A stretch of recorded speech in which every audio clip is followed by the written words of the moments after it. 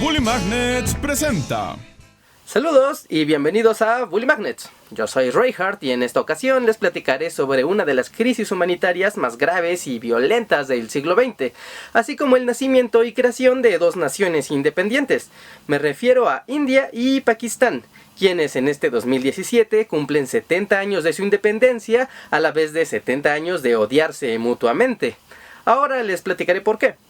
Recién había terminado la Segunda Guerra Mundial e Inglaterra había ganado el conflicto, pero se encontraba en bancarrota y no tenía la fuerza militar para mantener a su mayor colonia en la India.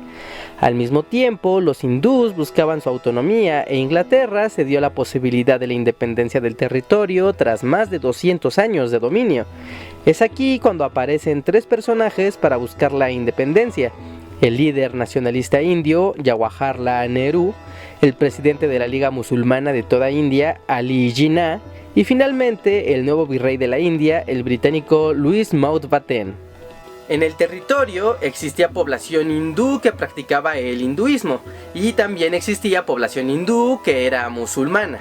En general, todos se llevaban más o menos bien hasta que inició este asunto de la independencia, pues el plan era hacer una nación totalmente democrática. Y esto fue lo que molestó a los musulmanes, pues ellos eran solo una cuarta parte de la población del país, y sentían que en una democracia jamás iban a ser realmente representados. Es por esto que el líder de los musulmanes, Ali Jinnah, quería tener su propio país enteramente musulmán a toda costa. Al mismo tiempo también estaba Gandhi, quien había peleado por la independencia de la India desde hace mucho tiempo antes. Yo fui líder de los pasados intentos de independencia de la India, pero no deseaba la división ni la violencia. Y es que aunque había paz, existía discriminación de los hindús hacia los musulmanes. Ellos no tenían las mismas oportunidades, trabajos ni educación, por lo que la propuesta de Jinnah se hizo popular en las zonas de mayoría musulmana. Así, luego de meses de negociar sin rumbo, el líder musulmán llamó a una protesta en Calcuta, una de las ciudades de mayoría musulmana, donde los ánimos se empezaron a salir de control. En agosto de 1946 las cosas en verdad se pusieron difíciles.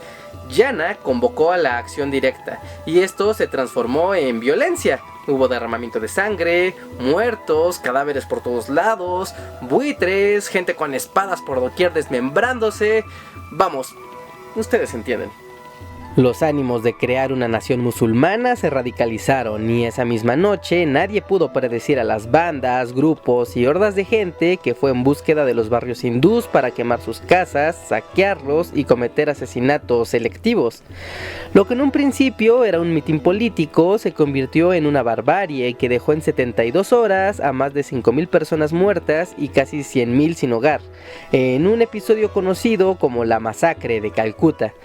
A partir de este momento, la idea de independizar a India como un solo país se desvanecía de las negociaciones. Los británicos no mandaron a las fuerzas armadas hasta que ya fue demasiado tarde. Para ese momento, la violencia ya se había esparcido a los pueblos vecinos en un evento conocido como la Semana de los Cuchillos Largos.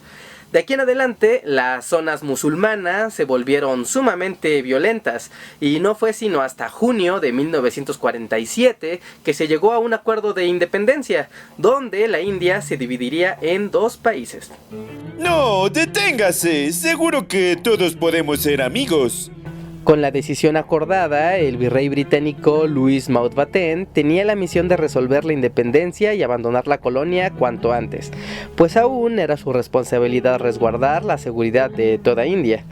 El plan era resolver la transición del poder y determinar una nueva frontera, aunque nadie esperaba que el virrey diera tan solo 2 meses para realizar todo el proceso. Y ese fue el problema.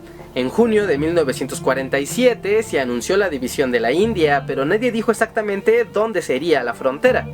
La gente más o menos tenía idea de cuáles eran las zonas mayoritariamente musulmanas, pero aún así la especulación prevalecía.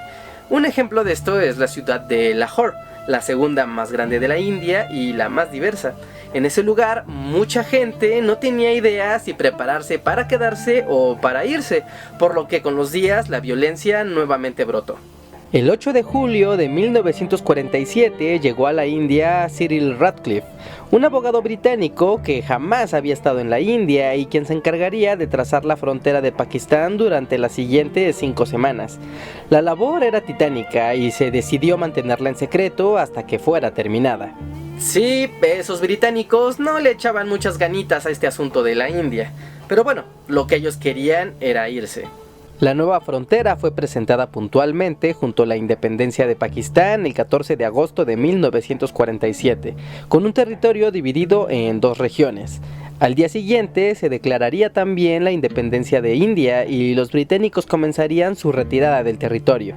Así, solo durante el día de la ceremonia hubo paz, pues inmediatamente comenzó un proceso de purificación religiosa en ambos países mediante masacres, persecuciones, secuestros y violaciones en masa. La ciudad de Lahore quedó del lado de Pakistán contra todo pronóstico. A partir de ese momento, los hindús eran considerados ilegales, así que tenían que escapar a la frontera como pudieron. Esto inició el éxodo de millones de personas, y lo mismo pasó del lado de India, donde los musulmanes tenían que buscar con desesperación cualquiera de las fronteras hacia Pakistán. Poblaciones enteras abandonaron su hogar. Las familias llevaban lo que podían y formaban caravanas de más de 80 kilómetros de largo en caminos apenas vigilados. En este proceso se documentó que durante todo el mes las caravanas pasaron de cientos de miles a millones de personas. El intercambio fronterizo movilizó a más de 12 millones de personas y en ese proceso más de 1 millón murieron. Decenas de miles de mujeres fueron secuestradas, abusadas o asesinadas, además de una crisis alimentaria y de salud en las caravanas de refugiados. India y Pakistán son 2 naciones que nacieron en abierta hostilidad, y donde masacrar caravanas o trenes enteros de personas del bando rival era cotidiano. También era normal intercambiar caravanas de refugiados pakistaníes por caravanas de refugiados hindúes, casi como moneda de cambio. En serio, describir las atrocidades de esta catástrofe es bastante complicado. Al terminar el año, los británicos se retiraron en su totalidad. Pakistán e India cerraron fuertemente sus fronteras y aparecieron inconformidades territoriales que fueron tensando más las relaciones, especialmente al norte en la región de Cachemira, que hasta la actualidad ambos reclaman. La guerra en ese entonces no surgió no por falta de deseos, sino por la falta de recursos económicos en ambos bandos. Las dificultades continuaron al grado en que Pakistán de Oriente quedó totalmente aislada y finalmente logró su propia independencia.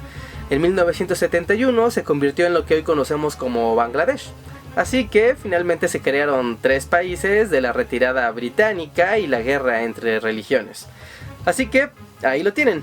Estos son los motivos iniciales por los que India y Pakistán se odian hasta nuestros días, y donde actualmente ambos países se amenazan con armamento nuclear y nulas relaciones diplomáticas.